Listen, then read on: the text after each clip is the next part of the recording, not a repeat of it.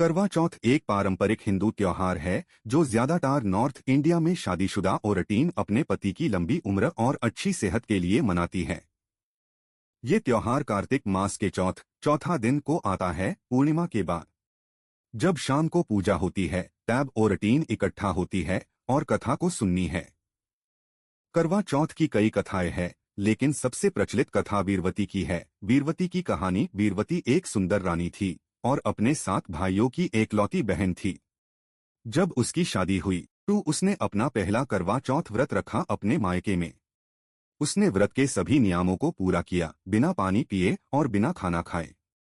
दिन बीतता गया और वीरवती भूख और प्यास से कमजोर हो गई, जिससे उसकी तबीयत खराब होने लगी। उसके भाई अपनी बहन की हालत नहीं देख पाए और उसने उससे धोखाधड़ी का फैसला किया। उन्होंने पीपल के पेड़ के पीछे एक आईना लगाया जो चांद का प्रतिबिंब बना रहा था। वीरवती ने जब उस प्रतिबिंब को देखा तो उसने गलती से सोचा कि वो असली चांद है और अपना व्रत तोड़ दिया। जैसे ही उसने खाना खाया, उसके पति के बीमार होने की खबर आ गई।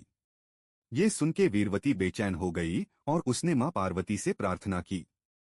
मां पार्वती ने उसके सामने प्रकट होकर कहा कि क्योंकि वीरवती ने झूठे चांद को देखकर व्रत तोड़ा है, इस वजह से उसके पति की जान खतरे में है।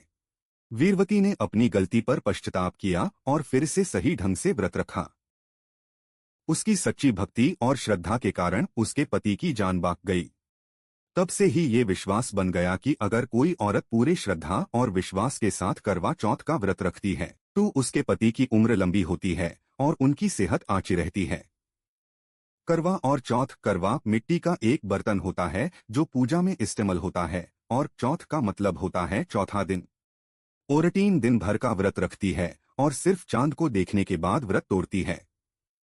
चांद को जल अर्पित करके अपने पति की लंबी उम्र की दुआ मांगती है।